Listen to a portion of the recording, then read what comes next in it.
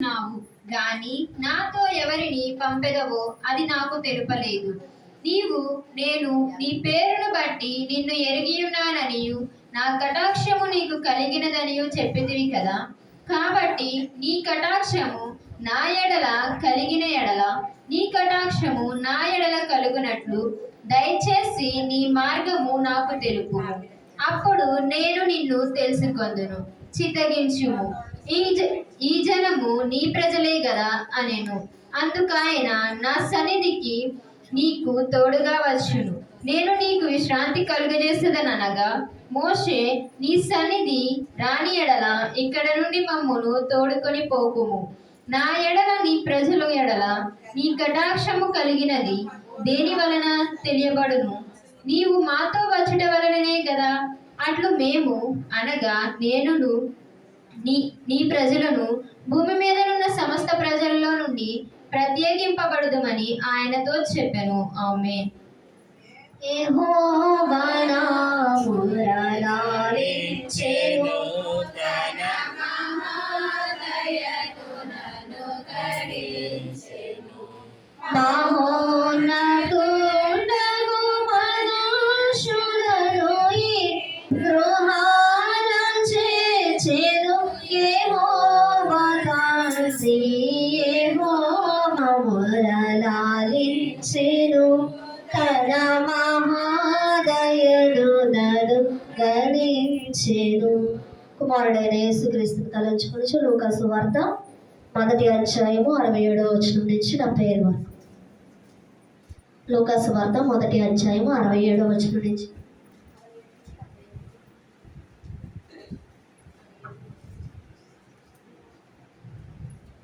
మరియు తన తండ్రి జకరయ్య పరిశుద్ధాత్మ పూర్ణుడై ఇట్లా ప్రవచించెను. ప్రభువైన అయిన ఇశ్రాయేలు దేవుడు స్తుతించబడును గాక.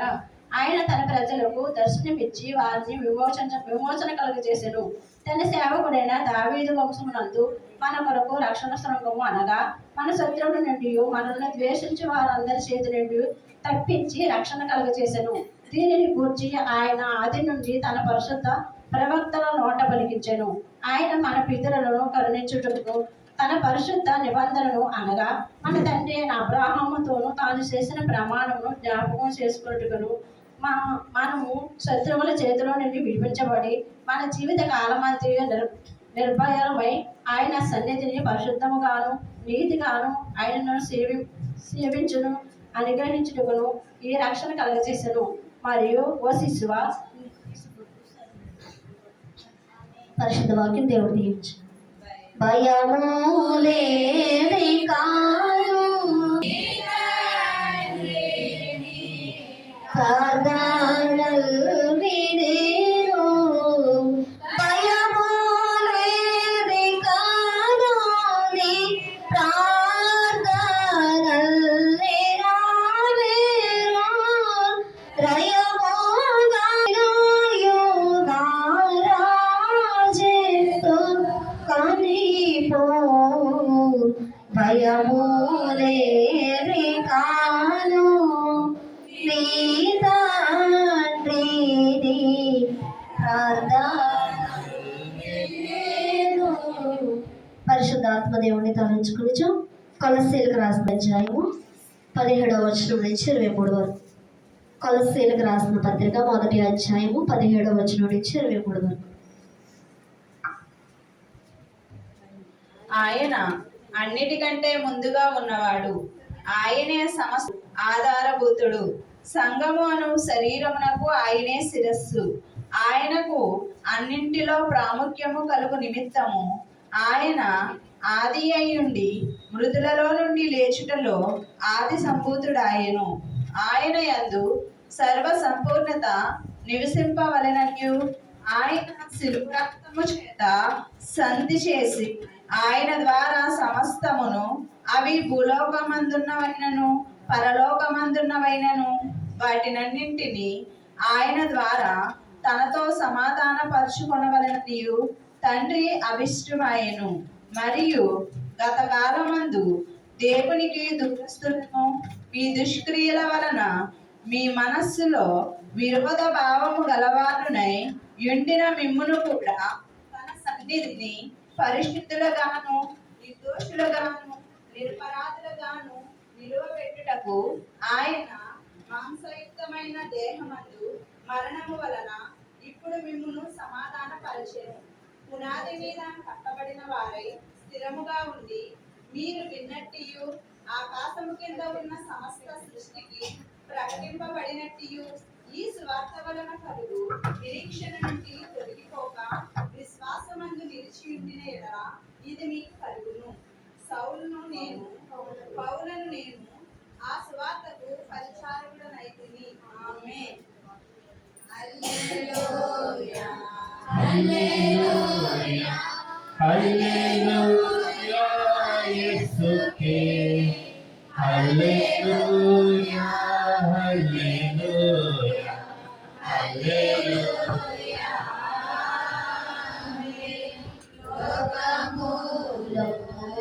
దానిలోని సమస్తమైన ఆశలు లోకములో దానిలోని సమస్తమైన ఆశలు నాకు వద్దు యేసే చాలు సైతానా వెనుకకు పో నాకు వద్దు యేసే చాలు సైతానా వెనుకకు పో హల్లెలూయా హల్లెలూయా హల్లెలూయా యేసుకే హల్లెలూయా హల్లెలూయా హల్లెలూయా ఆమేన్. వాక్యం ఇచ్చిన తండ్రికి స్తుతి చెల్లించు. దూరమైన దేవ భూమి ఆకాశం కంటే వెండి బంగారం కంటే గొప్ప దానం లేకుండా దయచేసినావు కాబట్టి నీకు అనేక కృపణ స్తోత్రం. నీవు స్వయముగా మాకు చెప్పవలసిన ఈ మాటలని ఈ పుస్తకం మనం ఇవ్వడుచున్నావు కనుక నీకు మా వందనలు సమర్పించుకొచ్చున్నాము. దేవుడు ఆది అంతము లేని దేవుడని నేను నమ్ముచున్నాను. ఆయన ప్రేమ న్యాయము పరిశుద్ధత శక్తి జ్ఞానము జీవము మొదలైన శుభలక్షణములను నిత్యము మహాదేవుడైన ప్రకాశించునని నమ్ముచున్నాను. యేసుక్రీస్తు రూపమునకు మనుషుడుగాను అనాశ్రితమైన దేవుడుగాను అవతరించి దివ్యబోధ మూలముగాను అద్భుతములు ఉపకారముల మూలముగాను నా పాపములు నా వ్యాధులు నా శిక్షలు తన దుర్మార్గులపై మరణమౌట మూలముగాను ఆయన సమాధిలో నుండి మూడవ నాడు వెలుపలకి వచ్చి పరలోకమునకు వెళ్ళుట మూలముగాను తన ప్రేమను వెల్లడించినాడని నమ్ముచున్నాను. ఇప్పుడు అందరి నిమిత్తమైన జ్ఞాపన ప్రార్థన చేయుచున్నాడని ఆయన రెండో మారు సంఘమును కొనుక్కోవటకు ప్రవాసనుడై వచ్చిననియు మిగిలిన వారికి అనేక శ్రమ కలుగుననియు తరువాత అంత్యక్రీస్తునకు అంత్యక్రీస్తు అబద్ధ ప్రవక్త నరకములో వేయబడి బంధింపబడినని ఆ తర్వాత ప్రభు భూమి మీద 1000 ఏళ్ళు పరిపాలన చేయలేని తరువాత ఆయన సజీవులకును మృతులకును తీర్పు తీర్చినని నమ్ముచున్నాను. క్రీస్తు ప్రభు పాతాళములను సాతానును విడిపింపగా అతడు భూమికి వచ్చి గోగు మా గోగు అను పేర్లు గల సైన్యములను ఏర్పరచుకుని అతడు దేవుడితో ఓడిపోవనని క్రీస్తు అతనిని నరకములో పడవేనని నమ్ముచున్నాను. అటు తరువాత ఆయన అందరకు తీర్పు విధించినని అవిశ్వాసులను నరకములోనికి పంపివేనని నమ్ముచున్నాను. తుదకు భూమి మీద ఉన్న పరిశుద్ధులందరూ ఏకస్తంభంగా ఉండటం వలన భూమి పరలోకములో ఒక భాగమని క్రీస్తు ప్రభు పరలోకములను భూలోకములను పడనని నమ్ముచున్నాను. నేను పరిశుద్ధాత్మను నమ్ముచున్నాను. ఈయన తండ్రితోను కుమారుతోను దేవుడిగా ఉండి మరి చేయించున్నాడని ఈయన ఆవేశమైన దైవ గ్రంథము రాతలోనికి వచ్చినదని ఈయన ఎరుగుబడి బట్టి ఆ గ్రంథము అర్థమగునని తండ్రి ఉద్దేశించిన రక్షణ కుమారుడు తన అమూల్యమైన రక్తం వలన గడించిపెట్టిన రక్షణ పరిశుద్ధాన్ని విశ్వాసికి అందించినని నమ్ముచున్నాను. తండ్రి కుమారులతో పాటు ఈయన కూడా సమానముగా ఆరాధన నందదగు దేవుడని నమ్ముచున్నాను. పరిశుద్ధుల సహవాసము పునరుద్ధానము నిత్యజీవము కలవని నమ్ముచున్నాను. నిన్ను తలచిన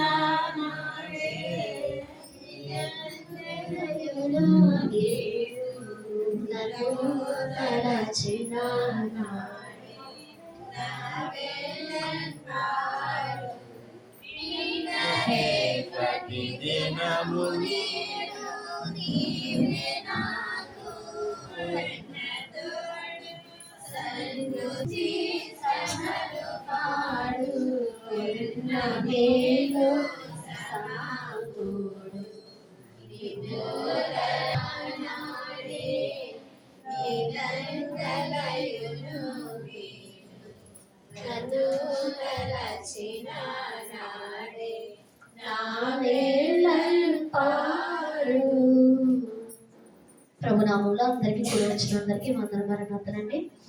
మన దేవుడు గడిచిన వారం నుంచి వారం వరకు మనల్ని, మన కుటుంబాన్ని, మన సంఘాన్ని కాచి కాపాడి మన యొక్క పునరుద్ధానం మనకి ఇచ్చిన దేవాది దేవుడికి స్తుతులు చెల్లించేవారు ఎన్నో. అందరూ కళ్ళు మూసుకొని ప్రార్థన చేసుకుందామండి. వాక్యానికి వెళ్ళే ముందు ప్రార్థన చేసుకుందాం. పరిశుద్ధుడా, పరిశుద్ధుడు, పరిశుద్ధుడు, పరిశుద్ధుడు దేవా, స్తోత్రము స్తోత్రము స్తోత్రము స్తోత్రములు నాయన. అత్యున్నత సింహాసనంపై నాయన ఆసీనుడైన మా దేవ, మీకు అనేకమైన వందనాలు ప్రభువా నాయన. స్తోత్రములు తండ్రి. పరిశుద్ధుడు పరిశుద్ధుడు పరిశుద్ధుడని నిత్యము నాయన కొన్ని ఆడబడుచు ఉన్న దేవా, నీకు వందనములు వందనములు వందనములు ప్రభా. దేవా నాయన ఆదియును అంతములైన వాడా నీకు స్తోత్రములు స్తోత్రములు ప్రభా. అల్ఫయు ఒమేగయునైన వాడా నీకు స్తోత్రములు నాయన. ఉన్నవాడును అనువాడనైన వాడా నీకు స్తోత్రములు ప్రభా. నాయన నీకు అసాధ్యమైనది లేదు తండ్రి, నీకు స్తోత్రములు ప్రభా. నాయన నీకు ఆకాశం నా సింహాసనం, భూమి నా పాదపీఠమని ప్రభా. అంతటి దేవుడు నాయన, ఇంతటి నరుడుగై లోకానికి వచ్చిన దేవానికి స్తోత్రములు ప్రభా. మా మధ్యలో సంచరించిన దేవానికి స్తోత్రములు ప్రభా. నాయన అలాగే ప్రభా యొక్క ఆరాధనలోనికి నాయన మమ్మల్ని నడిపించిన రీతికై నీకు వందనాలు. గత వారం అంతా కూడా ప్రభా నాయన మమ్మల్ని ఎన్నో ఇబ్బందుల నుంచి, ఇరుకుల నుంచి, శోధన నుంచి, వ్యాధి బాధల నుంచి నాయన దేవా నాయన ఇక్కట్టల నుంచి ప్రభా నాయన తప్పించి ప్రభా రక్షించి ప్రభా తండ్రి నాయన ఇదిగో వాతావరణమును నాయన తండ్రి అనుకూలము లేనప్పటికీ నాయన మమ్మల్ని సన్నిధానంలోనికి నడిపించిన దేవానికి స్తోత్రములు ప్రభా. అలాగే నీ యొక్క ఆరాధన అంతట్లో కూడా సహాయము చేయమని అడుగుచూ ఉన్నాం ప్రభా. తండ్రి నాయన ఆదరించి ప్రభా ఇదిగో ప్రభా పాటల్లో సహాయము చేసి నాయన తండ్రి దేవాలయ ఆరాధనలో మీరున్న దేవానికి స్తోత్రములు ప్రభా. అలాగే నాయన వాక్య సమయంలోనికి మేము వెళ్ళొచ్చు ఉండగా ప్రభా నాయన వాక్య ద్వారా మాతో మాట్లాడమని అడుగుచూ ఉన్నాం. ఈ యొక్క మోషే ఉపవాసాలలో నాయన మేము నాయన నడుస్తూ ఉండగా ప్రభా దేవుని యొక్క సరిద అనుభవాలు ప్రభా నాయన మోషే నాయన నీ యొక్క ఏర్పాటు ప్రణాళికలో ఉండి నాయన ఆ యొక్క నాయన మోషే గారిని నువ్వు ఎట్టి రీతిగా నాయన తండ్రి వాడుకున్నావు ప్రభా, ఎట్టి రీతిగా బలపరిచావు నాయన నీకు స్తోత్రములు నాయన. ఎన్ని అద్భుతాలు ప్రభా మీరు చేస్తున్నారు, నీకు స్తోత్రములు తండ్రి. మరి అట్టి రీతిగా నీకు మోసెస్ ఉపవాసాల్లో ప్రభా మమ్మల్ని నడిపించు నాయన, నీ సన్నిధి అనుభవాలు మాకు నేర్పించు ప్రభా. మమ్మల్ని నీ రాకడకు బలపరుస్తున్న తండ్రి నీకు స్తోత్రములు నాయన. అలాగే ప్రభా యొక్క ఆరాధనలోనికి వచ్చిన ప్రతి ఒక్కరిని కూడా నాయన జ్ఞాపకం చేసుకునండి. మా హృదయాలు ప్రభా, మా ఆలోచనలు నాయన, మా తలంపులు నాయన సమస్తము నాయన నీ వైపే ఉండటకు నాయన తండ్రి యొక్క సమయాన్ని ప్రభా నీకు ఇవ్వడానికి నాయన మీ యొక్క సన్నిధిలోకి వచ్చినాము కాబట్టి తండ్రి యొక్క సమయము నాయన చెదిరిపోకుండా నాయన అపవాది నాయన దేవాలైన చోటు లేకుండా ప్రభా నాయన మీరే మహిమ ప్రభావములు పొందుకనండి. మీ ఆత్మను మా మధ్యలో సంచరింప చేయమని, మీ మహిమతో మమ్మల్ని నింపమని, సన్నిధి కాంతిని ప్రభా మా మధ్యలో ప్రకాశింప చేయమని ప్రభా. దేవాలైన వాక్యం ద్వారా నాయన నీవే మాట్లాడమని నాయన తండ్రిగా కుమారుడిగా పరిశుద్ధాత్ముడుగా మా మధ్యలో సంచరించు ఉన్న తండ్రికి అనేకమైన వందనాలు ప్రభా. స్తోత్రములు నమస్కారములు చెల్లించుకుంటూ ఈ యొక్క ప్రార్థన ఆలకించి సహాయము చేయమని యేసు నామములు అడిగి వేడుకుని ప్రార్థన చేసిన తండ్రి ఆమేన్. నిర్గమకాండము 33వ అధ్యాయము 12వ వచనం చదువుకుందాం. మోషే యెహోవాతో ఇట్లా నేను చూడుము, ఈ ప్రజలు తోడుకొని పొమ్మని నీవు నాతో చెప్పుచున్నావు గాని నాతో ఎవరిని పంపెదవో అది నాకు తెలుపలేదు. నీవు నేను నీ పేరుని బట్టి నిన్ను ఎరిగి ఉన్నాననియు నా కటాక్షము నీకు కలిగినదనియు చెప్పితివి కదా. కాబట్టి నీ కటాక్షము నా ఎడల కలిగి ఉన్న ఎడల నీ కటాక్షము నా ఎడల కలుగునట్లు దయచేసి నీ మార్గము నాకు తెలుపుము. అప్పుడు నేను నీకు తెలుసుకొందును. చిత్తగించుము, ఈ జనము నీ ప్రజలే కదా అనెను. అందుకు ఆయన, నా సన్నిధి నీకు తోడుగా వచ్చును, నేను నీకు విశ్రాంతి కలుగజేసేదనగా, మోషే నీ సన్నిధి రాని ఎడల ఇక్కడ నుండి మమ్మల్ని తోడుకొని పోకుము. నా ఎడలను నీ ప్రజల ఎడలను నీకు కటాక్షము కలిగినదని దేని వల్ల తెలియబడును? నీవు మాతో వచ్చుట వలనే కదా. అట్లు మేము అనగా నేనును నీ ప్రజలను భూమి మీదనున్న సమస్త ప్రజల్లో నుండి ప్రత్యేకింపబడుదుమని ఆయనతో చెప్పాను. చాలు. మరి మనము ఏ దినాల్లో ఉన్నామండి? మనం నడుస్తున్నాం మోషే యొక్క సుఖోపవాసాలు. మరి సాయంకాలం ప్రతిరోజు కూడా మోషే సుఖోపవాసాలు జరుగుతూ ఉన్నాయి. మరి అందులో మరి అయ్యగారు రాసిన పాఠమును బట్టి, మరి ఆయన ఇచ్చిన వాక్యాలను బట్టి మనం రోజు కూడా మరి ఆయన వాక్యము చదవటం బట్టి మరి ఆయన యొక్క సన్నిధి ఏంటో మనకి మరి అనేకమైన విషయాలు తెలుసుకుంటున్నాం. మరి సన్నిధులు ఎట్టి రీతిగా బలపడాలనేది తెలుసుకుంటూ ఉంటున్నాం. మరి అలాగే ఈ దినమున మరి మనకిచ్చిన వాక్యంలో మరి ఇది కూడా నిర్గమకాండం నుంచి దేవుడు అనేక రీతిలుగా మోషేని బలపరిచాడు, వాడుకున్నాడు కదండి. మరి అయితే ఇక్కడ మనం చూసుకుంటే ఒక ముఖ్యముగా మరి 33 అధ్యాయం 12వ వచనం నుంచి ఆయన యొక్క సన్నిధి గురించి రాయబడి ఉన్నది. మరి మేము శిబిరాలకి వెళ్ళి ఉన్నాం కదా, అక్కడ కూడా ఎక్కువగా సన్నిధి అనుభవాలు చెప్పారు. సన్నిధిలో ఎలాగో బలపడాలనేది, సన్నిధి పట్టు ఎలాగా మనం సంపాదించుకోవాలనేది, మరి సన్నిధి గురించి మరి పూర్వకాలం మరి ఆయన యొక్క భక్తులు సన్నిధిలో ఎలాగో నడుచుకున్నారు, మరి ఎలాగూ దేవునితో మాట్లాడేవారు, దేవదాసయ్య గారితో మాట్లాడేవారు. మరి అంతటి సన్నిధి పరులను గుర్తు చేసి అనేక మర్మాలు మాకు బోధించారు. మరి ఈ దినమున మరి సన్నిధి గురించి మనం తెలుసుకుంటున్నాం. మరి ఇది కూడా మరి మోషే గారు దేవుని యొక్క సన్నిధిని అడిగి మరి సంపాదించుకున్నారు.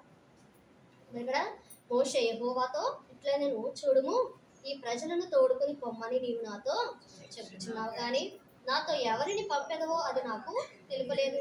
నేను నీ పేరుని బట్టి నిన్ను ఎరుగునున్నాననియు నా కటాక్షం నీకు కలిగినదనియు చెప్పితివి కదా. మరి మోషే ఏం అడుగుతున్నాడంటండి? నేను ఈ ప్రజలను నన్ను తోడుకుని వెళ్ళమంటున్నా, అయితే నాతో నువ్వు నాకు తోడుగా ఎవరిని పంపుతావు అంటే మోషేకి ఏం కావలసి ఉన్నది? తోడు, సహకారం. మరి తోడు సహకారం కావలసినది కాబట్టి మరి దేవుణ్ణి అడుగుతున్నారు. సరే నన్ను తోడుకుని పొమ్మంటున్నామని నేను ఒక్కడనే ఎలాగా వెళ్ళగలను? మరి అంటే మోషే యొక్క ఉద్దేశంతో అడిగారంటే ఆయన గురించే, ఆయన సన్నిధి గురించే. నువ్వు నాతో ఉంటేనే కదా, నువ్వు నాకు తోడుగా ఉంటేనే కదా నేను వెళ్ళగలను, నీ యొక్క ప్రజలను నడిపించగలను. అంటే ఒక తోడు అనేది ఆయనకి అవసరము. ఆ తోడు ఏ తోడండి? దేవుని యొక్క తోడు. ఆహారంలో ఉన్నప్పటికీ, మరి పెద్దలు ఉన్నప్పటికీ, ఎంతమంది ఉన్నప్పటికీ కూడా మరి ఎవరు ఉండాలని అడుగుచున్నారండి?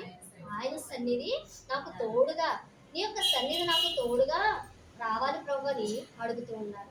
మరి దేవుణ్ణి ఏ విధంగా అడిగారంటే, సరే నువ్వు నన్ను వెళ్ళమంటున్నావు, నాకు తోడుగా ఎవరిని పంపుతావు అది నాకు తెలపలేదే అని అంటున్నారు. మరి 13వ వచనం చదువుకుందాం.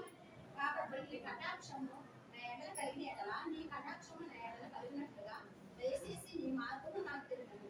అప్పుడు నేను నిన్ను తెలుసుకుందును. చిత్తగించుము, ఈ జనులు నీ ప్రజలే కదా అని.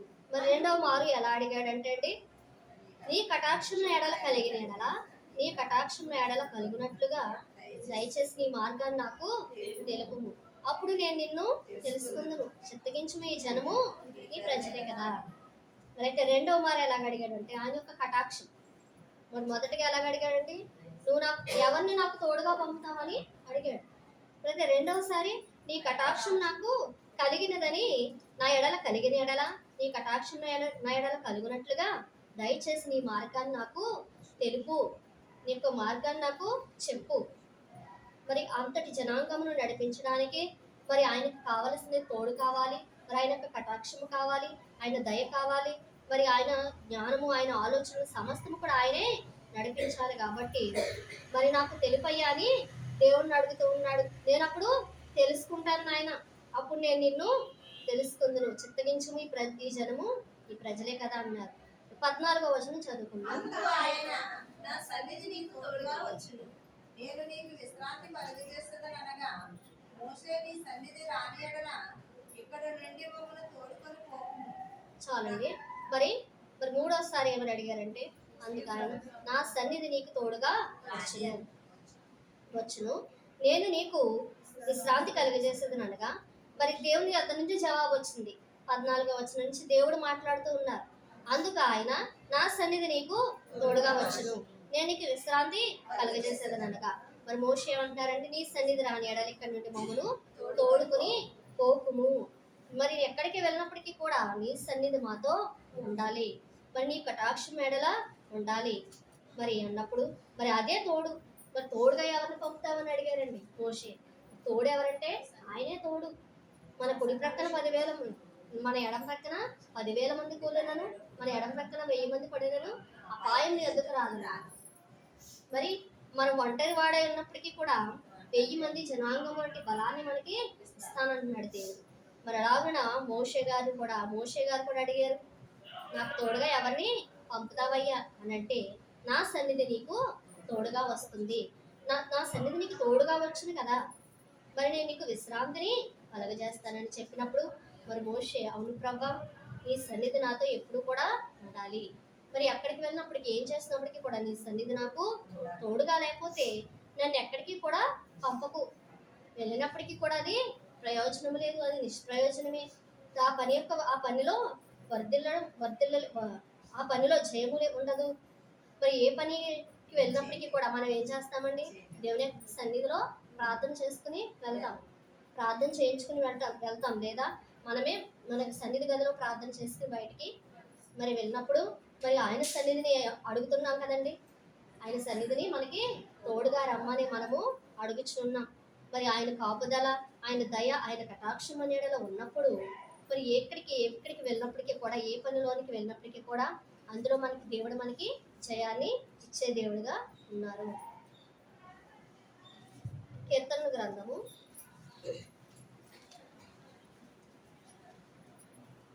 16వ అధ్యాయం 11వ వచనం చదువుదాం. జీవ మార్గమును నీవు నాకు తెలియజేసెదవు, నీ సన్నిధిని సంపూర్ణ సంతోషము కలదు, నీ కుడి చేతిలో నిత్యము సుఖములు కలవు. చాలండి. మరి ఆయన సన్నిధిలో ఏమున్నాయంటండి, జీవ మార్గములు నీవు నాకు తెలియజేసేదవు, నీ సన్నిధిని సంపూర్ణ సంతోషము కలదు. మరి ఆయన సన్నిధిలో ఏమున్నాయంటే సంపూర్ణమైన సంతోషాలు, అవి సంపూర్ణమైనగా ఆయన మనకి ఇచ్చేవాడుగా ఉన్నాడు. మరి ఆయన కుడి చేతిలో నిత్య సుఖములను కలవు. ఆయన కుడి చేతిలో ఏమున్నాయంటే నిత్య సుఖాలు, ఆయన సన్నిధిలో ఏమున్నాయంటే సంపూర్ణ సంతోషం. ఇవన్నీ కూడా ఎక్కడ ఉన్నాయంటే ఆయన సన్నిధిలోనే. మరి ఆయన సన్నిధిలో నుండి అవన్నీ కూడా మనకి ఇచ్చేవారుగా ఉన్నారు. మరి సన్నిధానగా ఏంటంటే అండి, సన్నిధానగా దేవుణ్ణి ప్రార్థించుట, దేవుణ్ణి అడుగుట, దేవుణ్ణి వెదకుట. అది గృహంలోనే కానీ, మరి దేవుని యొక్క మందిరంలోనే కానీ, మనం ఒక సాప వేసుకుని లేదా ఒక క్లాత్ వేసుకుని అక్కడ మోకరించినప్పుడు, దేవుణ్ణి అడిగినప్పుడు, ప్రార్థన చేసినప్పుడు అదే సన్నిధి. మరి అప్పుడు ఆయన సన్నిధి మన మీదకి దిగి వస్తూ ఉందట. కన్వెన్షన్ పుస్తకంలో 26వ పాట ఉంది కదా, కొన్ని చరణాలు పాడుకుందాం. నీ సన్నిధి కోరునట్టి మానవుడే ధన్యుడు, నీ సన్నిధి కోరునట్టి మానవుడే ధన్యుడు, నీ సన్నిధి కలిగి ఉన్న నరుడే ధన్యుడు, నీ సన్నిధి కలిగి ఉన్న నరుడే ధన్యుడు, నీ సన్నిధి కోరునట్టి మానవుడే ధన్యుడు, పాపములను పడగొట్టును నీ పాద సన్నిధి, పాపములను పడగొట్టును నీ పాద సన్నిధి, శాపములను హరించును శక్తి కలిగిన సన్నిధి, శాపములను హరించును శక్తి కలిగిన సన్నిధి, నీ సన్నిధి కోరునట్టి నీ సన్నిధి కోరునంటి మానవుడే ధన్యుడు చిక్కులను విడగొట్టును నీ పాద సన్నిధి చిక్కులను విడగొట్టును చింతలను తీర్చునది చిత్రమైన సన్నిధి చింతలను తీర్చునది చిత్రమైన సన్నిధి నీ సన్నిధి కోరునంటి మానవుడే ధన్యుడు నీ సన్నిధి కోరునంటి వ్యాధులను పోగొట్టును నీ పాద సన్నిధి వ్యాధులను పోగొట్టును నీ పాద సన్నిధి బాధలను బాపితునకు మోదమిచ్చు సన్నిధి బాధలను బాపితునకు మోదమిచ్చు సన్నిధి నీ సన్నిధి కోరునంటి మానవుడే ధన్యుడు నీ సన్నిధి కలిగి ఉన్న నరుడే ధన్యుడు నీ సన్నిధి కలిగి ఉన్న నరుడే ధన్యుడు నీ సన్నిధి కోరునంటి మానవుడే ధన్యుడు.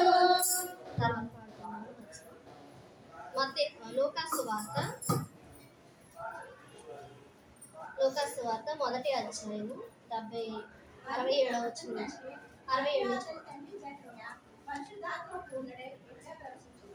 ప్రభువైన ఇశ్రాయేలు దేవుడు స్తుతించబడును గాక.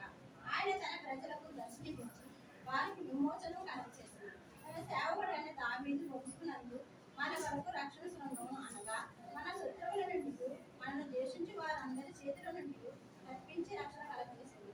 దీనిని గూర్చి ఆయన ఆది నుండి తన పరిశుద్ధ ప్రవక్తల నోట పలికించింది. ఆయన మన పితరులను కరుణించుటకు తన పరిశుద్ధ నిబంధనను అనగా మన తండ్రి అయిన అబ్రహాముతో తాను చేసిన ప్రమాణమును జ్ఞాపకం చేసుకున్నప్పుడు మనము శత్రువుల చేతిలో నుండి విడిపించబడి మన జీవిత కాలమంతే నిర్భయులమై ఆయన సన్నిధిని పరిశుద్ధ కర్మగాను నీతిగాను ఆయనను సమీపించి సేవింపను అనుగ్రహించుటకు ఈ రక్షణ కలుగజేశాడు. చాలండి. మరైతే జకర్యా మరి పరిశుద్ధాత్మ పూర్ణుడై ప్రవచించిన మాటలు.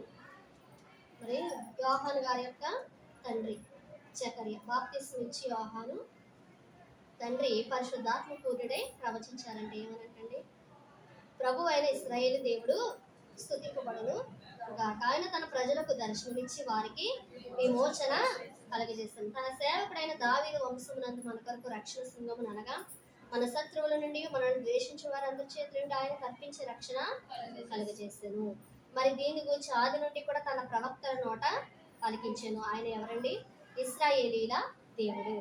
మన ప్రభువైన ఇశ్రాయేలు దేవుడు స్తుతింపబడును గాక. ఆయన తన ప్రజలకు దర్శనమిచ్చి తన వారికి విమోచన కలుగజేసినటువంటి వారు. మరి ఆయన మరి ఎంతటి దేవుడు అంటే శత్రువుల నుండి మనను విడిపించిన వారు. మరి అయితే ఇశ్రాయేలీలు కూడా మరి ఎన్నో రకరకాల శత్రువుల నుంచి ఆయన వారిని విడిపించారు. వారి మార్గములలో ఎన్నో యుద్ధముల నుంచి ఆయన వారికి మరి జయాన్ని ఇచ్చారు. శత్రువుల చేతుల నుండి వారిని విడిపించారు, రక్షించారు. వారి యొక్క వెళ్ళే మార్గములలో ఎన్నో ఆటంకములు అడ్డులు వచ్చినప్పటికీ దేవుడు వాటి నుండి ఆయన వారిని విడిపించారు. మరి ఎప్పుడు కూడా ఆయన సన్నిధి మోషేతో ఉన్నది, ఆయన బిడ్డలేడేలా ఉన్నది. మరి అయితే వారి యొక్క మరి అపరాధములను బట్టి దేవునికి కోపము రప్పించారు. మరి అయితే ఈ యొక్క వచనంలో చూసుకుంటే మనము మన శత్రువుల చేతి నుండి విడిపింపబడి మన జీవిత కాలమంతయు నిర్భయులమై ఆయన సన్నిధిని పరిశుద్ధముగాను నీతిగాను ఆయనను సేవింపను అనుగ్రహించడానికి రక్షణ మనకి కలుగజేశారు. మరి ఆయన సన్నిధిలో మనం ఎలా ఉండాలంటే పరిశుద్ధముగాను నీతిగాను ఆయనను సేవించాలి. మరి అయితే మన శత్రువుల చేతి నుండి మనం విడిపించి మన జీవిత కాలం అంతా కూడా మనం ఎలా ఉంటామంటే నిర్భయులమై మరి ఆయన సన్నిధిని మనము నడిచే రీతిగా మనల్ని పరిశుద్ధముగాను నీతిగాను ఉండాలని ఆయన రక్షణ మనకి కలుగజేశారంట. ఆయన సన్నిధిలోనే ఏమున్నాయని అన్నారంటే సంపూర్ణ సంతోషాలు ఉన్నాయని, నిత్య సుఖములు కూడా ఆయన సన్నిధిలో ఉన్నాయని. మరి ఇవన్నీ కూడా మనం ఆయన సన్నిధిని అన్నీ కూడా నేర్చుకొని మరి ఆయన సన్నిధిలో పరిశుద్ధంగాను నీతిగాను ఆయన్ని మనం సేవించడానికై మరి కీర్తనల గ్రంథము 42 2వ వచనం చదువు.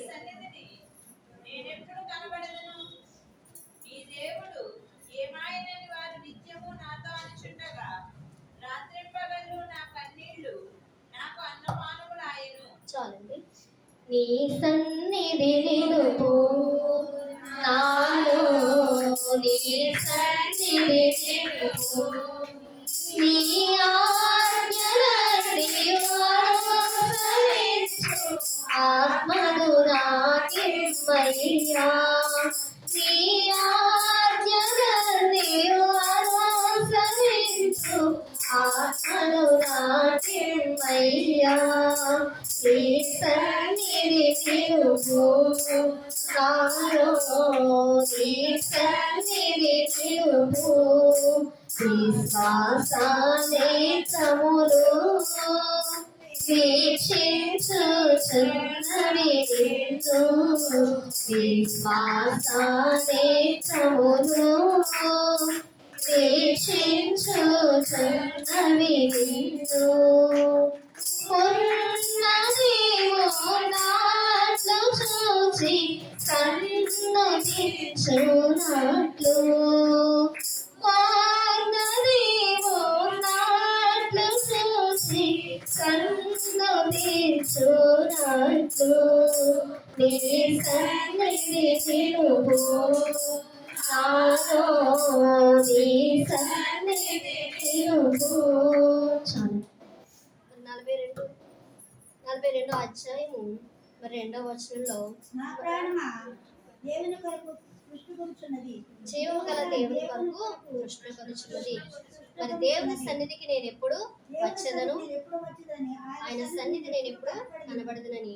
ఏ దేవుడు నీ దేవుడు ఏమాయనని వాడు నిత్యం నాతో అనుచుండగా రాత్రింబగలు నా కన్నీళ్లు నాకు అన్నపానములాయెను. చాలండి. మరి ఆయన ప్రాణము దేవుని కొరకంట కృష్ణకరుచున్నదంట, ఆశపడుచున్నదంట. దేనికంటే జీవము గల దేవుని మరి సన్నిధికి ఎప్పుడు వచ్చేదను, ఆయన సన్నిధిని నేను ఎప్పుడు కనబడేదను. తనలో తానే అనుకుంటున్నాడు, దేవుని సన్నిధికి నేను ఎప్పుడు కూర్చుంటాను దేవుని సన్నిధిలో. మరి భోజనం చేశాను, మరి కొంచెం అలసట తీర్చుకున్నాను, మరలా దేవుని సన్నిధికి మరలా నేను ఎప్పుడు వెళ్ళాలి. మళ్ళీ పని చేస్తున్నాను, మరలా దేవుని సన్నిధిలో నేను ఎప్పుడు ఉండాలంటే ఆయన యొక్క ధ్యాస అంతా ఏమై ఉందంటే దేవుని యొక్క సన్నిధి కొరకై. అందుకే దేవుని సన్నిధికి నేను ఎప్పుడు వచ్చేదను, ఆయన సన్నిధిని నేను ఎప్పుడు కనబడదునని మరి అనుకుంటున్నాడు, ప్రశ్న వేసుకుంటూ ఉన్నారు.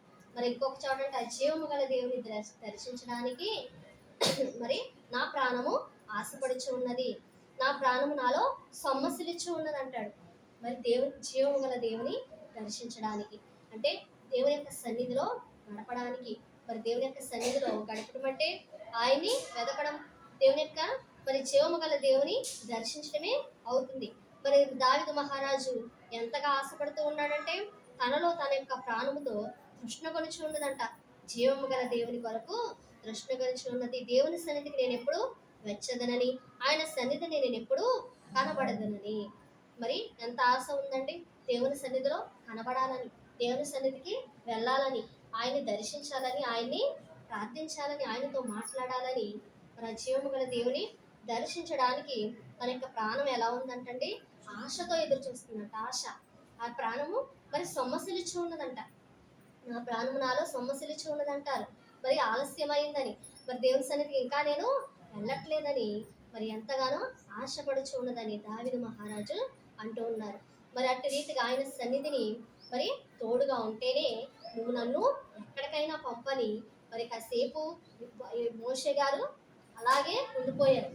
దేవుని యొక్క కటాక్షం అడిగారు, దేవుని యొక్క సన్నిధిని గురించి అడిగి ఆయన నా సన్నిధిని తోడుగా వచ్చినని చెప్తేనే కానీ మరి ఆయన మరి ముందుకు కదలలేదు కదండి.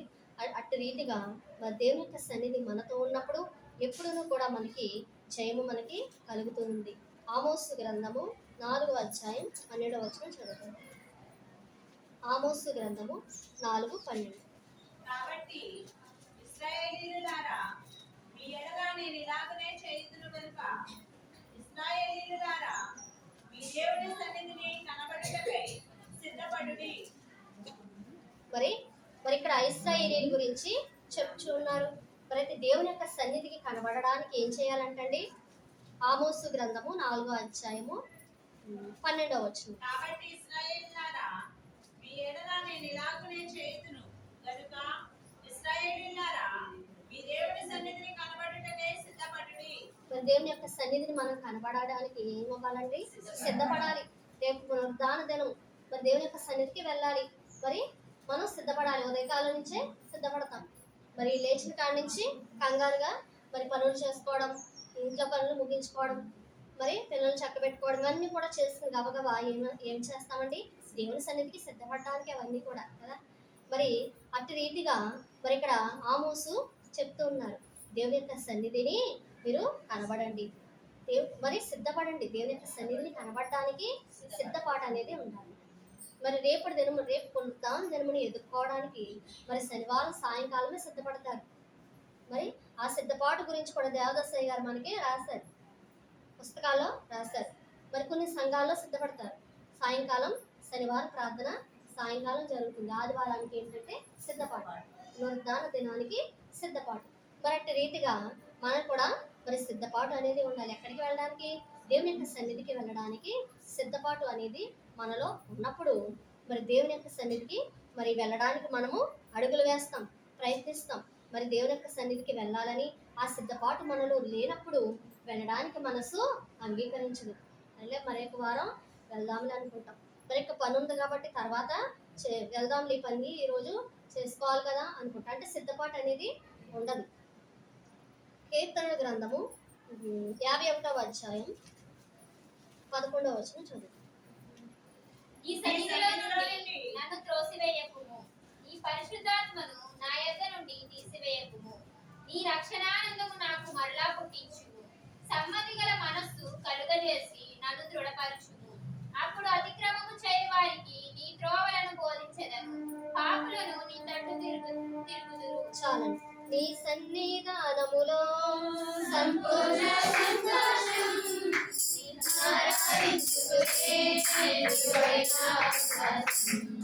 ఈ సన్నిధానములో సంపూర్ణ సంతోషం,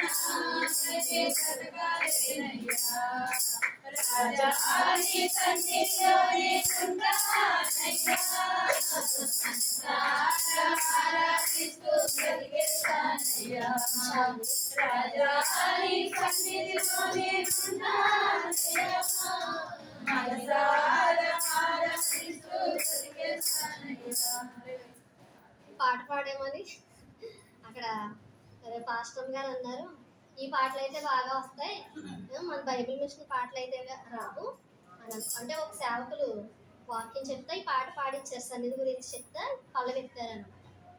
ఆవిడ వాక్యం వచ్చేసరికి ఈ పాట ఎత్తింది ఆవిడ. అంటే ఎంతమంది రెస్పాండ్ అవుతారు, అందరూ కూడా ఎత్తారు. మరి ఇంకో బైబిల్ మిషన్ చరణం ఎత్తారు కానీ మరి ఎవరు కూడా అందుకోలేకపోతున్నారు. మన అయ్యగారి పాటలు అలా ఉన్నాయి, మన అయ్యగారి పాటలు రాశారు, మనమేమో నేర్చుకోలేకపోతున్నాం. ఏ పల్లవి ఏ చరణం ఎలా పాడాలో మనకి తెలియట్లేదు, గుర్తుండట్లేదు. మరి బయట పాటలు అయితే మనకి ఎక్కువగా మనకు వస్తున్నాయని ఆవిడ చెప్పారంట. అయితే పాడుతున్నారు. అయితే మనం పాడుకోవచ్చు కానీ మరి దేవుని అయ్యగారు రాసిన పాటలు కూడా మనము పాడాలి, అప్పుడప్పుడు మనం పాడాలి. మరి సన్నిధి గురించి రాసిన పాటలు మరి ఎన్నో ఉన్నాయి కదండి. మరి ఆయన సన్నిధిని ఉంటే మనకి ఏమేమి మేలులు కలుగుతాయో, ఏవేవి మరి నష్టముల నుండి మనం విడుదల పొందుకుంటాం, అన్నీ కూడా దేవదాసయ్య గారు రాశారు. మరి చేయాలి చేయాలి దైవ సన్నిధి చేయాలి, సన్నిధి చేస్తే సమస్తమైన దైవ సన్నిధి చేస్తే సమస్తమైన కీడులు కలుగును. చేయాలి చేయాలి దైవ సన్నిధి చేయాలి. సన్నిధి చేస్తే సమస్తమైన మేలు కలుగును. దైవ సన్నిధి చేస్తే సమస్తమైన సన్నిధి గదిలో చక్కగా నీవు మోకరించాలి.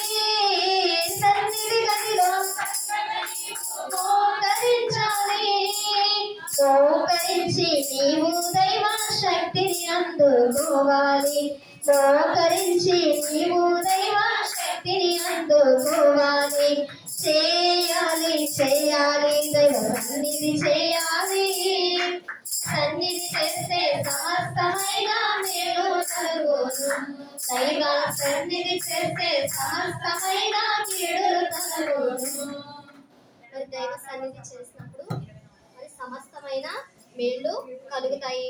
మరి సమస్తమైన కీడులు కూడా తొలగిపోతాయి. సమస్తమైన మేళ్ళు కలుగుతాయి, సమస్తమైన కీడులు తొలగిపోతాయి. మరి అయితే దావీదు మహారాజు అంటున్నాడు, నీ సన్నిధిలో నుండి నన్ను త్రోసివేయకుము. మరి ఆయన సన్నిధిలో నుండి మనల్ని ఆయన త్రోసివేస్తే మనం ఎందుకు కూడా పనికిరాము.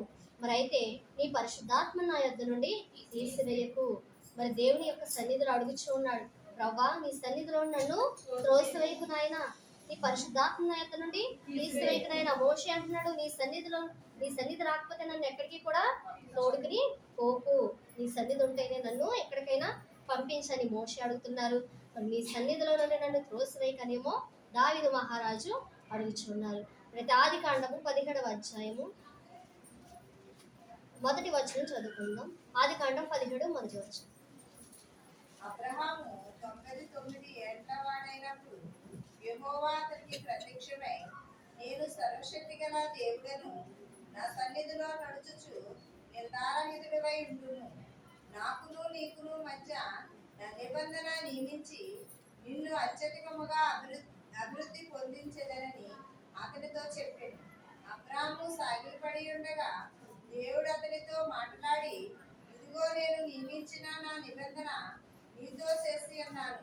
నీవు అనేక జనములకు తండ్రినగుదువు. చాలండి. మరి నా సన్నిధిలో నడుచుచు నిందారహితుడివై ఉండుము. మరి ఆయన యొక్క సన్నిధిలో మరి అబ్రహాముని ఎలా ఉండమంటున్నాడండి? నిందారహితుడివై ఉండు. నువ్వు నా సన్నిధిలో నడుస్తూనే నిందారహితుడై ఉండమని మరి అబ్రహాముతో దేవుడు సెలవిచ్చిన రీతిగా మరి ఆయన మరి విశ్వాసులకే తండ్రిగా పేరు పొందాడు. మరి దేవుని సన్నిధిలో నడిచిన రీతి దేవుడు ఏమని సెలవిచ్చాడంటే, నిందారహితుడై ఉండు నా సన్నిధిలో అని. మరి అట్టి రీతిగా అబ్రహాం అట్టి రీతిగానే దేవుని యొక్క సన్నిధిలో నిందారహితుడిగా ఉన్నాడు. దేవుడిచ్చే ఆశీర్వాదములను పొందుకున్నాడు. విశ్వాసులకు తండ్రిగా మరి ఆయన అసాధ్యమైన కార్యాలు ఆయన ఎడల సాధ్యము చేయగలిగారు. కీర్తన గ్రంథము 56వ అధ్యాయము 12 చదువుకున్నాం. 56:12 వచ్చింది. దేవా, నీవు ప్రాణములో నుండి నా ప్రాణము తప్పించి ఉన్నావు. నేను జీవపు వెలుగులో దేవుని సన్నిధి సంచరించినట్లు జారిపడకుండా నీవు నా పాదములు తప్పించి ఉన్నావు. చాలు. నేను జీవపు వెలుగులో దేవుని సన్నిధిని సంచరించినట్లు జారి పడకుండా నువ్వు నా పాదములను తప్పించి ఉన్నాను. మరి ఆయన జీవపు వెలుగులో దేవుని సన్నిధిని సంచరించినట్లు మన పాదములు ఏంటంటే జారి పడకుండా మన పాదములను ఆయన తప్పిస్తాడంట. ఒకసారి దేవుని యొక్క సన్నిధికి వెళ్ళకుండా మన పాదాలు ఏమవుతాయి? జారి పడతాయి. అయితే అట్టి రీతిలో అట్టి సమయములలో మరి ఆయన వెలుగులోనికి, ఆయన జీవపు వెలుగులోనికి మనం వచ్చేటట్టు నడిచేటట్టు ఆయన సన్నిధి నుండి మన పాదాలను తొట్టిల్లిపోకుండా ఆయన తప్పిస్తానంటున్నాడు, జారిపోకుండా. మరి కీర్తన గ్రంథం 62:8 వచనం చదువుకుందాం. 62. ఎల్లప్పుడూ ఆయన యందు నమ్మకించుడి, ఆయన సన్నిధిని మీ హృదయములను కుమ్మరించుడి. దేవుడు మనకు ఆశ్రయము. చాలండి. 62వ అధ్యాయము 8వ వచనంలో, జనులారా ఎల్లప్పుడు ఆయన యందు నమ్మికించుడి, ఆయన సన్నిధిని మీ హృదయములు కుమ్మరించుడి. దేవుడు మనకు ఆశ్రయము. మరి ఆయన సన్నిధిలో ఏం చేసుకోవాలండి? మన హృదయాలను కుమ్మరించుకోవాలి. అంటే ఏడవాలి. దేవుని సన్నిధిలో మన భారం అంతా కూడా చెప్పుకోవాలి. మన యొక్క బాధలన్నీ కూడా ఆయన సన్నిధిలోనే చెప్పుకోవడానికి అవకాశం. నరుల యొద్ద చెప్పుకుంటే అవి తీరవు కానీ, మరి ఒప్పుకుంటే తీరవు కానీ ఎక్కడండి? దేవుని యొక్క సన్నిధిలో మనము చెప్పుకున్నప్పుడు ఆయన సన్నిధిలో మరి మన హృదయాలను కుమ్మరించమంటారు. మీ హృదయాలను కుమ్మరించుడి. మరి నీళ్లు కుమ్మరించినట్లు మీ యొక్క హృదయాలను కుమ్మరించుడి. దేవుని యొక్క సన్నిధిలో మనం హృదయం కుమ్మరించినప్పుడు మన యొక్క భారమంతా కూడా ఆయన సన్నిధిలో దించి వేసుకున్నప్పుడు ఆయనే మనకు ఆశ్రయము, దేవుడే మనకు ఆశ్రయము. మరి ఆయన సన్నిధిలో మనము ఇంకొక రీతిగా మన హృదయం అంతా కూడా ఆయన సన్నిధిలో కుమ్మరించుకుని భాగ్యాన్ని దేవుడు మనకి ఇచ్చున్నారు. దావీదు మహారాజు అలాగే కుమ్మరించాడు. ఆయన తలగళ్ళు తేలిపోయాయంట, ఆయన రంగు బెడ్షీట్ రంగు తెలిసిపోయిందంట, తలగళ్ళు తేలిపోయినాయి అంట. అటు రీతిగా మరంతగా కన్నీరు కార్చి దేవుని యొక్క సన్నిధిని మరి ఆయన అనుభవించాడు, పొందుకున్నాడు. మరి అనుభవాన్ని ఆయన ఇచ్చే ఆశీర్వాదములను దేవుని సన్నిధిలో నుంచి వెతికి సంపాదించుకున్నాడు. మరి అయితే మరి ఇంకా దేవుని సన్నిధిలో మనం చూసుకుంటే నిత్య సుఖాలు కలవన్నారు. మరి అనేకమైన మనకు ఆశీర్వాదములు కావాలన్నా మరి సమస్తమైన కూడా మేళ్ళు దేవుని యొక్క సన్నిధిలోనే ఉన్నాయి. మరి సమస్తమైన కీడులు కూడా తొలగిపోవాలంటే అది కూడా దేవుని యొక్క సన్నిధి నుండే. సమస్తము కూడా ఆయన సన్నిధిలోనే దాగి ఉన్నాయి. మరి ఆయన సన్నిధి మనకు తోడుగా ఉన్నప్పుడు ఏ పనిలోకైనా మనకి జయమే. మరి అయితే సన్నిధి చేసినప్పుడు వ్యాధులు పోతాయని మనం పాడుకున్నాం. వ్యాధులను పోగొట్టును నీ పాద సన్నిధి. మరి బాధలను బాపి తుదకు మోదమిచ్చును ఈ యొక్క సన్నిధే. మరి ఆయన యొక్క సన్నిధి ద్వారానే ఎన్నో మరి మనము సంపాదించుకోవచ్చు. ఇక పాటలో ఎన్నో ఉన్నాయి, 26 పాటలు సన్నిధి పాట. ఈ యొక్క సన్నిధి పాటలో మరి దేవుడు అనేకమైనవి పోగొడతానంటున్నాడు. రుణాలను రద్దుపరిచేది కూడా ఆయన యొక్క పాద సన్నిధి అంట. మరి కష్ట నష్టాలను తొలగించేది ఆయన పాద సన్నిధే. ఆయన సన్నిధిలో ఎన్నో మనము సంపాదించుకోవచ్చు. మరి అయితే కీర్తన గ్రంథము 95వ అధ్యాయము 2వ వచనం చదువుతున్నాం. 95:2. కృతజ్ఞతాస్తుతులతో ఆయన సన్నిధికి వచ్చెదము, కీర్తనలు పాడుచు ఆయన పేరిట సంతోషగానము చేయుదుము. యెహోవా మహాదేవుడు. చాలండి. మరి 95వ అధ్యాయం 2వ వచనంలో కృతజ్ఞతాస్తుతులతో ఆయన సన్నిధికి వచ్చేదము. మరి ఆయన సన్నిధికి ఎలా వస్తున్నామంటే కృతజ్ఞత గలవారమై, ఆయన చేసిన మేలను మరొక మరి కృతజ్ఞత గలవారమే మనము మరి ఆయన సన్నిధికి వచ్చి ఉన్నాం. ఎందుకంటే ఈ దినమును మనకి ఇచ్చిన దేవునికి మనం ఎంతో కృతజ్ఞులై ఉన్నాం. దేవుని సన్నిధిలో ఆరాధించే సమయాన్ని ఇచ్చిన దేవునికి ఎంతో కృతజ్ఞతలమై ఉన్నాం. కాబట్టి కృతజ్ఞతాస్తుతులతో ఆయన సన్నిధికి వచ్చేదము, కీర్తనలు పాడొచ్చు ఆయన పేరట సంతోషగానము చేయుదుము. ఆయన సన్నిధిలో ఆయన పేరట ఆయన కీర్తనలు పాడొచ్చు సంతోషగానం మనము చేసేవాళ్ళుగా ఉన్నాం. మరి అయితే ఆ యొక్క అధ్యాయంని 7వ వచనం చదువుదాం. 95:7. చాలండి. రండి నమస్కారము చేసి సాగిలపడదాం, మనల్ని సృజించిన యెహోవా సన్నిధిని మోకరించుదాము. మరి ఆయన సన్నిధిని మోకరించడానికి, ఆయన సన్నిధిలో సాగిలపడడానికి మనము రావాలి. మరి ప్రతి ఆదివారం కూడా మరి ఆయన యొక్క పునరుద్ధాన దినమందు మనం ఆయన్ని ఆరాధించే సమయం. మరి యొక్క సమయాన్ని దేవుడు మనకి ఇచ్చున్నారు. మరి యొక్క సమయాన్ని మనం మరొక విడవక మరి దేవుని యొక్క సన్నిధికి మనమే కాదు కానీ మన యొక్క కుటుంబ సభ్యులనే కానీ మన ఇరుగు పొరుగు వారికే కానీ చెప్పి ఆయన యొక్క సన్నిధికి మనము నడిపించినప్పుడు ఆయన ఇచ్చే భాగ్యాలను, ఆయన ఇచ్చే ఆశీర్వాదములను మనము సంపాదించుకుంటాం. మరి లాస్ట్గా కొలస్సీలకు రాసిన పత్రిక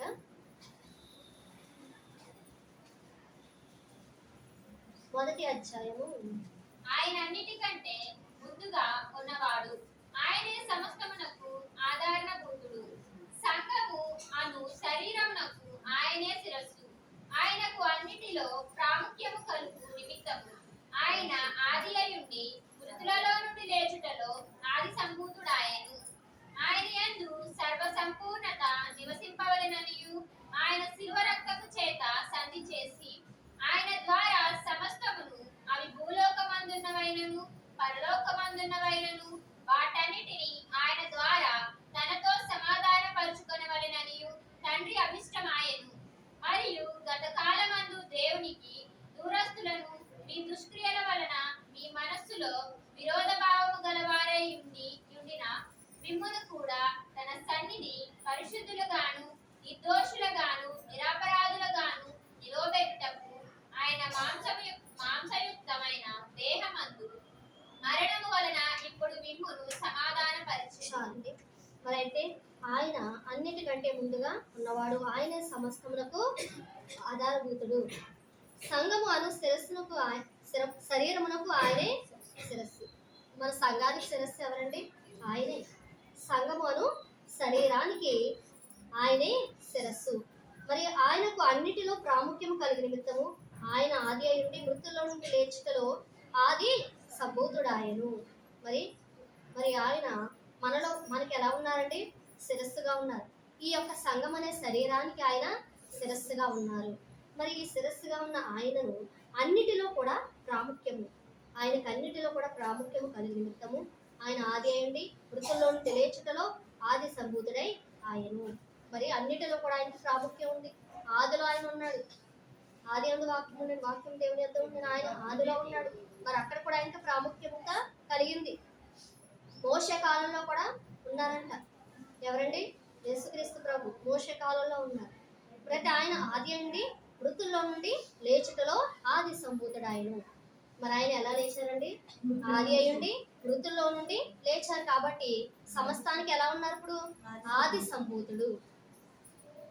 ఆది సంభూతుడు యేసే పరిశుద్ధుడు, సర్వ సృష్టికి వేసే నిజ దేవుడు. ఆది సంభూతుడు యేసే నిజ దేవుడు, సర్వ సృష్టికి వేసే నిజ దేవుడు. చాలా మర్చిపోయింది. మరి ఆయన ఆది సంభూతుడై ఉన్నారంట. సర్వ సృష్టికి కూడా ఆయన దేవుడుగా ఉన్నారు. మరి అలాగే మనం చూసుకుంటే 20వ వచనంలో ఆయనందు సర్వ సంపూర్ణత నివసింపవలెననియు ఆయన శిలువ రక్తము చేత సంధి చేసి ఆయన ద్వారా సమస్తమును, అవి భూలోకమందున్నవైనను పరలోకమందున్నవైనను వాటినన్నిటిని ఆయన ద్వారా తనతో సమాధానపరచుకొనవలెననియు తండ్రి అభిష్టమాయను. మరియు గత కాలముందు దేవునికి దూరస్తులను మీ దుష్క్రియల వలన మీ మనసులో విరోధ భావం గలవారని ఎండిన మిమ్మును కూడా తన సన్నిధిని పరిశుద్ధులుగాను నిర్దోషులుగాను నిరపరాధులుగా నిలబెట్టుటకు ఆయన మాంసిక్తమైన దేహమందు మరణమన్న ఇప్పుడు మిమ్మల్ని సమాధానపరచను. అబ్రహాంతో ఏమన్నారండి? నా సన్నిధిని నీవు నిర్ధారితుడివై జీవించు అన్నారు. మరి అయితే పూర్వకాలంలో మనం ఎలా ఉన్నామంటే దేవుని ఎరగినప్పుడు ఎలా ఉన్నామండి? దేవునికి దూరస్తులుగా ఉన్నాం. మన దుష్క్రియల వల్ల మన మనసులో విరోధ భావం గలవారమే ఉన్నాం. అటువంటి మనులను ఆయన సన్నిధిని ఎలా చేశారండి?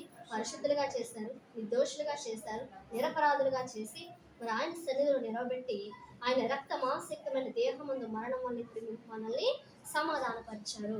మరి పూర్వకాలము హింసకుడును దోషకుడనైన నన్ను మరి తన శిలువ రక్తం చేత తన యొక్క ప్రేమ చేత పిలుచుకున్నాడు అన్నాడు. ఎవరండి? అపోస్తులుడైన పౌలు. పూర్వము దేవునికి విరోధంగా ఉన్నాడు, హింసకుడుగా ఉన్నాడు, దోషకుడుగా ఉన్నాడు, హానికరుడుగా ఉన్నటువంటి అపోస్తులైన పౌలును మరి ఆయన పిలుచుకున్న తర్వాత ఎలా మార్చాడండి? పరిశుద్ధుడిగా మార్చాడు. తన యొక్క పేరునే కాదు, తన యొక్క జీవితాన్ని మార్చాడు. పేర్లు మార్చుకుంటే కాదు కానీ మన యొక్క జీవితం కూడా మారాలి, మన హృదయం కూడా మారాలి, మన మనసు మారాలి.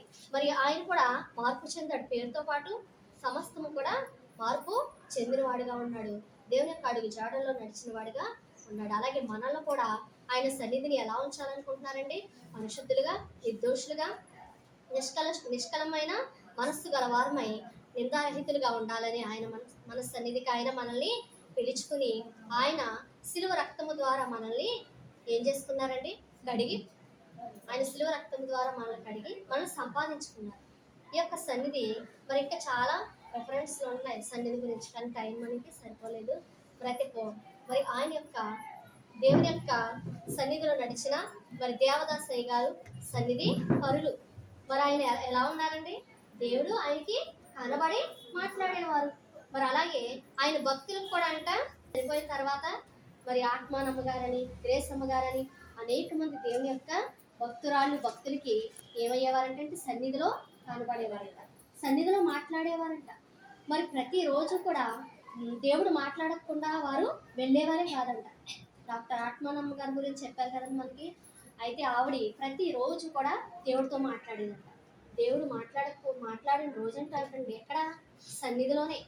సన్నిధి చేసేటప్పుడు మరి సన్నిధిలో ఉన్నప్పుడు ప్రతిసారి కూడా దేవుడు ఆమెతో మాట్లాడేవారంట. దేవదాసయ్య గారు మాట్లాడేవారంట. రాసినవన్నీ కూడా పుస్తకంలో పెట్టిందంట.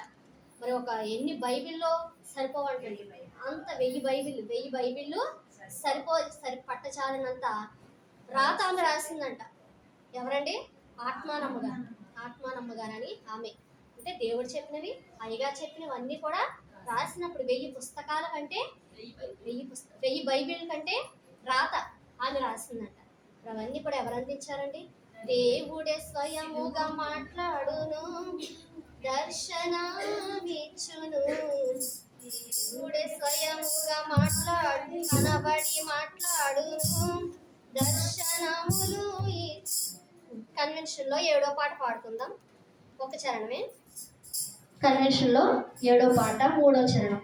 దేవుడు కనబడి మాట్లాడును, వర్తమానమిచ్చుచుండును. దేవుడు కనబడి మాట్లాడును, వర్తమానమిచ్చుచుండును. ప్రభువు దూతలు పరిశుద్ధులు, ప్రభువు దూతలు పరిశుద్ధులు, భూమి అందరి విశ్వాసులు, భూమి అందరి విశ్వాసులు. రకడ వార్తను ధరను చాటుటకు పెళ్లిగా మార్చెను పిలచిన ప్రభు. అది ఏ బైబిలు విషదనబడును, ప్రభు వేదానికి బయలుపరచెను.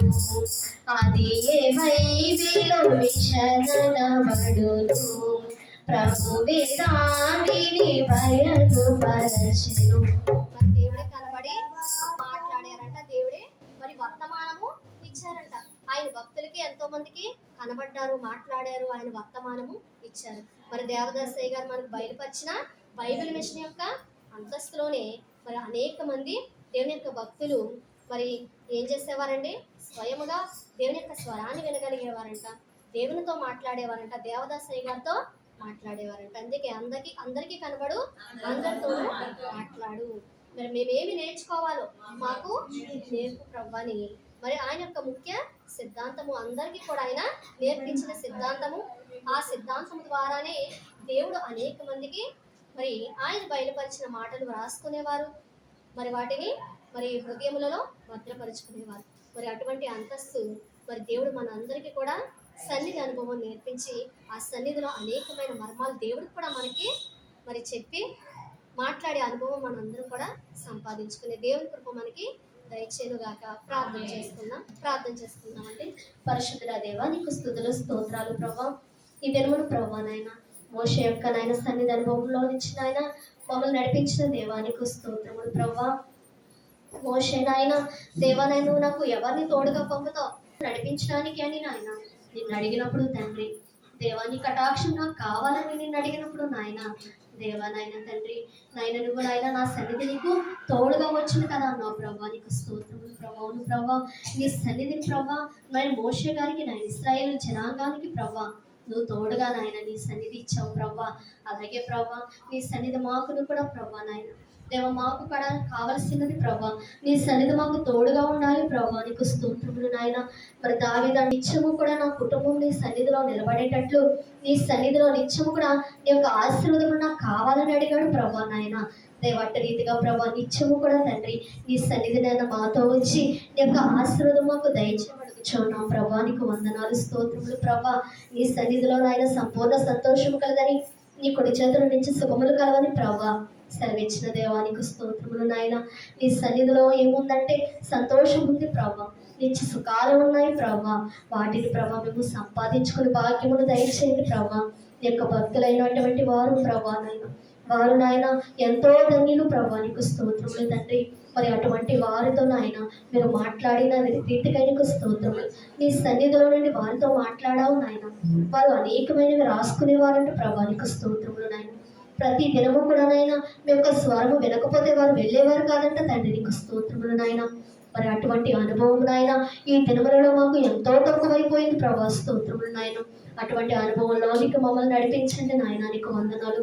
నీ సన్నిధిని దాగి చోటులోనికి నాయన మమ్మల్ని నడిపించి ప్రభా నీ యొక్క నాయన నీ యొక్క వరములను నాయన నీ సన్నిధిలో నుండి సంపాదించుకునే భాగ్యాన్ని ప్రభా మా అందరికీ దయచేయండి. దేవా అబ్రహాముతో అన్నావు ప్రభా నా సన్నిధిలో నీవు నిందారహితుడుగా ఉండన్నావు ప్రభా. నీకు స్తోత్రములు. మరి అటువంటి భాగ్యములు నాయన మాకు నువ్వు దయచేయండి. నీ సన్నిధిలో ప్రభా మేము నిందారహితులుగా ఉంటూ భాగ్యమును దయచేయండి. దేవ మమ్మలను పరిశుద్ధులుగా చేసిన తండ్రి, దేవ మమ్మల్ని నిర్దోషులుగా చేసిన దేవానికి స్తోత్రములు ప్రభా.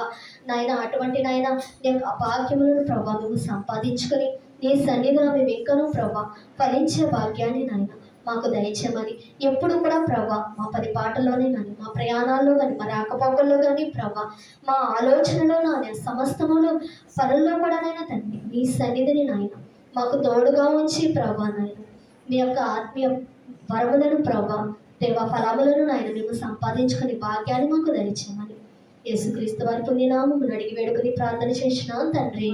ఆమేన్.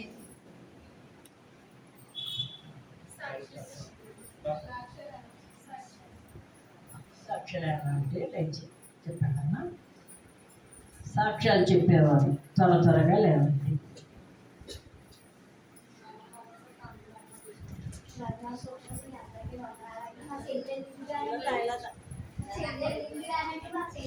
బాగాలేదండి అక్కడ పాస్పోర్ట్ గురించి అంటే ఇప్పుడు దాకా ఇవ్వలేదండి, బాధలు పెట్టారు. పాస్పోర్ట్ ఇచ్చారండి మధ్య ఏజెంట్కి, ముందు చేసిన ఇంట్లో ఆవిడ పాస్పోర్ట్ అండి పెట్టాయండి. ఇప్పుడు చేసిన ఇంట్లో ఆవిడ ఇదే పాస్పోర్ట్ కొన్నాం నేను, నువ్వు వెళ్ళిపోవచ్చు సంవత్సరం అవుతుంది 5 నెలలు పంపించేస్తాను, నువ్వు కొనుక్కో 500 ఇచ్చి కొనుక్కో అని అన్నారటండి. అది నేను పంపించేస్తాను అన్నారట. ఇక్కడైతే అండి 500 ఇక్కడ వస్తాయంటండి. అవి ఇండియా డబ్బులు ₹1,00,000 అంటండి. అది పాస్పోర్ట్ కొనుక్కుండేలాగా ఆ ఇంట్లో 2 సంవత్సరాలు పూర్తిగా చేయించుకుండేలాగా మీ కుటుంబం అందరూ కూడా అంతేనా ప్రాంతంలో పెట్టండి మా చెల్లి గురించి. ఈ చిన్న సాక్ష్యం దేవుడు దీవించింది కాక కానుక ఇచ్చిందండి.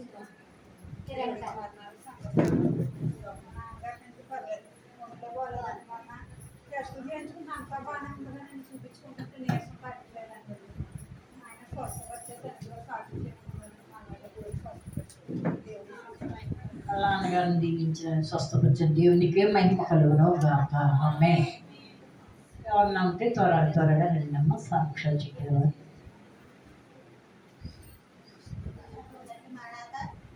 జ్యోతి తన మనవడు చిన్న కుమారుడికి మోషిత్ తండ్రి ద్వారా ప్రార్థిస్తున్నాము. పోయింది సాయం చేస్తున్నాం చెప్పేసిపోయింది దాని ఊరు బయట మీరు అక్కడ ప్రార్థన చేసి దాని పెద్ద కుమారుడు కూడా మరి పొలం వేసి కొనుక్కుంటున్నాడు తెలుగులో. ఆ పొలం అమ్ముడేటట్టు కొనుక్కుంటున్నాడు కూడా మరి ప్రార్థన చేయండి. తగ్గించిన దేవునికి మహిమ కలుగును గాక.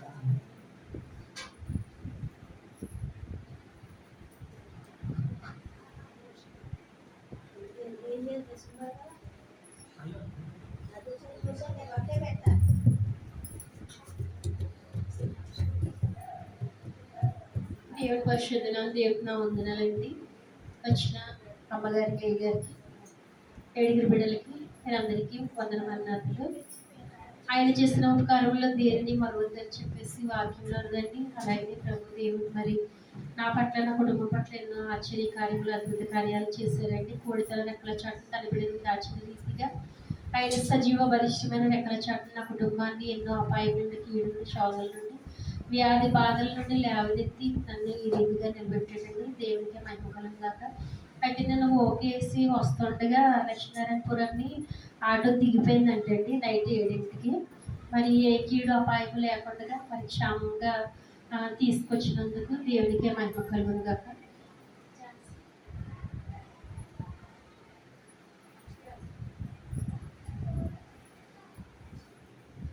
చెల్లి మొన్న ఊరి నుంచి వచ్చిందండి, వాళ్ళ ఊరి నుంచి. అయితే రాత్రి విపరీతంగా జ్వరం వచ్చేసి అసలు చాలా ఇబ్బందిగా ఉన్నట్టుంది. అయితే ఈ అమ్మాయి అయితే మొదబిళ్ళ కట్టి వేసుకోదండి. ఎంత బలహీనంగా ఉన్నా సరే ప్రార్థన చేసుకుని ఆ తైలమే తాగుతుంది. అయితే ఇప్పటికి మా అమ్మకి తెలిస్తే మళ్ళీ ఇబ్బంది పడుతుంది అని చెప్పేసి అమ్మకి చెప్పకుండా అంత జ్వరంతో అలాగే ఉండి ప్రార్థన చేస్తుంది. ఆయన నేను నిన్ను ప్రార్థించుకుంటున్నాను, నీవు నా పక్షాన్ని ఉన్నావు, నీవు తప్పి నాకు ఎవరు లేరు, నీవు పరమ వైద్యుడికి నీవే డాక్టర్ అవుతుంది, నేను ఈ తైలం తాగుతున్నాను, తాగి మరి నీవు నాకు స్వస్థత ఇవ్వాలని చెప్పేసి ప్రార్థన చేసుకుందంటండి. ఇంకా అలా ఒళ్ళు వేడిగా ఉంటే మళ్ళీ అరగంట సేపు సన్నిధిలోనే ఉందంటండి. తెల్లారేటప్పటికి అసలు జ్వరం కానీ ఏమి కూడా లేకుండా దేవుడు పరిపూర్ణ స్వస్థత ఇచ్చినందుకే దేవునికి మహిమ కలుగును గాక. మరి చిన్న బిడ్డకు కూడా రొంప దగ్గు అంటండి. పెద్దమ్మ నాకు కూడా రొంప దగ్గు చాలా ఎక్కువగా ఉంది, తెల్లారిటట్టు తగ్గిపోయింది. పెద్దమ్మ నా గురించి కూడా చెప్పంటుందండి. దేవుడిద్దరికి స్వస్థత ఇచ్చినందుకు దేవునికి మహిమ కలుగును గాక. మరి మొన్న ఇక్కడి నుంచి వెళ్ళేటప్పటికి ఇల్లంతా పడిపోయేటటువంటి వర్షం అండి. వర్షం అయితే మరి తన భర్త గురించి మీకు తెలుసున్న విషయం. అయితే ఈ అమ్మాయి ప్రార్థన చేసుకుందంటే మరి కనీసం పరకమన్నా వచ్చి ఇచ్చేసేటట్టు చేయి ప్రభా అని చెప్పేసి ప్రార్థన చేసుకుందండి. మరి అమ్మ వాళ్ళందరూ కూడా ప్రార్థన చేశారు.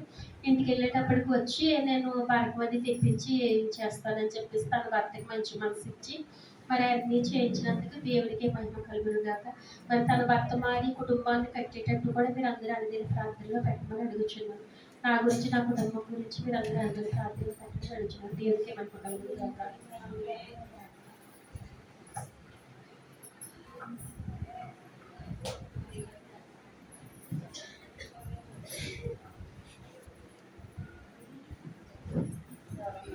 దేవుడికి మళ్ళా కలిగి సంగతి మళ్ళా మా పిల్లి గారు అమ్మాయిని అయితే మా చెల్లి గారు అమ్మాయికి అత్తగారు రాత్రి ఉన్నదని వాళ్ళు అన్ని వేసుకుంటే తలవండి డబ్బులు వస్తాయండి. డబ్బులు వస్తాయి అలా అన్నారు. ఎవరో డబ్బులు మేము ఏమి చెల్లిపోయారు. మా మామగారు ఉంటే 5 లక్షలు వేస్తాను. 5 లక్షలు వేస్తున్నాను ఏం చేశారన్నమాట. 5 లక్షలు వేస్తే మా చెల్లి ఏం చేసింది, మా మధ్య గారికి కొంచెం బాగోదు రోజులో, ఈ అమ్మాయికి కొంచెం బాగోదు. మా ఇద్దరు పేర్లు కూడా 2 లక్షలు వేయచ్చు కదా అని అడిగింది. ఆ 2 లక్షలు మనం ఆశపడకూడదు కదా, 5 లక్షలు సరిపెట్టుకోవాలంటే వెళ్తలేదు మా మాట. ప్రార్థన చేస్తున్నాం, మేము చేస్తున్నాం, వాళ్ళు చేస్తున్నారు. సరిగ్గా దేవుడు చెప్తున్నాం, ఎలా చేస్తారో చేసుకొని నువ్వు ప్రార్థన చేస్తున్నాం అని అందులో ప్రతి 5 లక్షలు కూడా నేను ఎవరు అని అత్తగారు అర్థం తిరిగేసి ఇదేంటే బాబు నువ్వు 5 లక్షలు కొట్టుకోలేదు మళ్ళీ 7 లక్షలు అంటున్నావా, సరిగ్గా దేవుడు చెప్తాను ఒక ప్రార్థన చేసుకొని మేము ప్రార్థన చేస్తామని అన్నాము. 5 లక్షలు కూడా ఎవరండి మొత్తం 2-3 నెలలు ఏడిపించేసిందండి. అది అక్కడ గోళ మమ్మల్ని సుఖంగా ఉండిస్తుంది. మమ్మల్ని గొడవ ఓడి ఫోన్ చేసి నాయన నీ చెప్తాం మేము సాక్ష్యం నిలబెట్టుకోవాలంటే నీ చెప్తాం అది 7 లక్షలు అడుగుతుంది. నువ్వు ఇవ్వాలంటే ఇప్పించినైనా నువ్వు ఏం చేయాలో చేయండి, ఆయన చేసి దేవుడు నువ్వు మేము ఇద్దరు ప్రార్థన చేసుకుని ఏదో ప్రార్థన చేసుకున్నానని రోజున అలాగే ఆవిడ ఏం చేస్తుంటే అప్పటికప్పుడు మనసు మార్చండి కేకేసి కొడుక్కి 5 లక్షలు కాదు 8 లక్షలు ఇచ్చిందండి దేవుడికి. మరి దేవుడు న్యాయం చేసి దేవుడు కదండి, ఆయన వదిలే దేవుడా. మనం ఒక రోజు అయితే ప్రార్థన చేస్తాం, ఆయన వదిలే దేవుడు కాదు కదా. ఆయన 8 లక్షలు ఇచ్చిందండి. మళ్ళీ 7 లక్షలు అడిగింది, 1 లక్ష అరెస్ట్ చేసి 8 లక్షలు ఇచ్చిందండి. అక్క సాక్షి చెప్పు అక్కని చెప్పిందని అమ్మాయి చెప్తాను లేవో ప్రార్థన చేసుకుందాం అన్నాను. అలా చెప్పిందని అమ్మాయి అక్కడ 2 రోజులు ప్రార్థన చేయండి అమ్మకి రావు.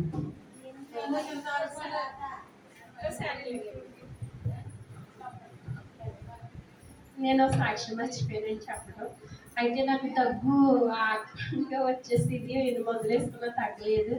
ప్రార్థన చేసుకున్నానండి, నాయన నువ్వు స్వస్థపరిస్తే నేను ఆదివారం నాడు సాక్ష్యం చెప్పుకుంటా అనుకున్నాడు. దేవుడు అలాగే స్వస్థపరిచాడు. తర్వాత ఏమో వర్షంలో తెచ్చానని చెప్పేసి చెవిలో దూరి పెట్టి తిప్పితే చెవిలో ఉండిపోయిందండి. ఉండిపోతే ఇంకెంతకీ రాలేదు. తర్వాత పిల్లలకి దగ్గర తీయించుకున్నాక ఇంకా అప్పటి నుంచి చెవు బరువు చేసేసి మాట వినపడట్లేదు. ఇంకా విపరీతమైన నొప్పి వచ్చేస్తుంది. వాళ్ళకి ఇప్పుడు చాలా రోజులు అవుతుంది. ఇంకా నేను మళ్ళీ ప్రార్థన చేసుకుని నాయన ఇది లోక డాక్టర్లు కాదు కానీ ప్రభు నీవే స్వస్థపరిచి రేపు నేను సాక్ష్యం చెప్పుకుంటాను అనుకున్నాండి. మరి చెవు దిబడేసినట్టుండేది, అది కూడా తగ్గింది. దేవుడు పరిపూర్ణ స్వస్థత ఇచ్చారండి. మరి ఆయనకు అసాధ్యమైనది ఏమీ లేదు. మనం ఎప్పుడైతే హృదయపూర్వకంగా నమ్మి ఏ కార్యమైనా అడిగినప్పటికీ ఖచ్చితంగా చేస్తాడు. దేవుడికి మనం కలుగుగాక.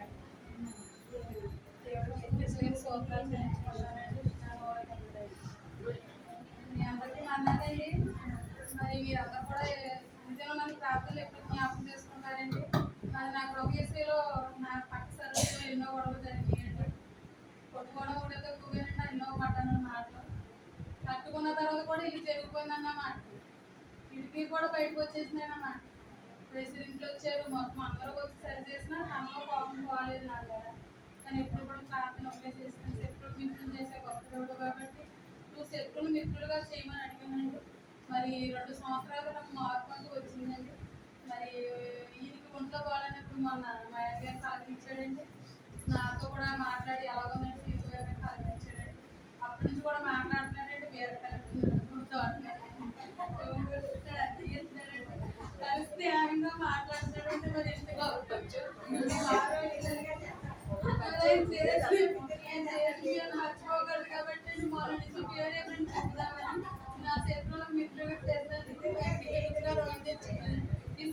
వచ్చిన దేవుడికి కుర్రోడు ఇంటి పక్కన అన్ని పండించుకుంటాడు బాబు, మంచోడు కుర్రోడు, రాజకీయవేత్త కూడా. నేను స్తోత్రం సారథ్యులు సమాధానపరిచి వారిని అప్పమాడు సమాధానపరిచి మాట్లాడే విధానం బట్టి దేవుడికి మహిమ కలుగును గాక. ఆమేన్.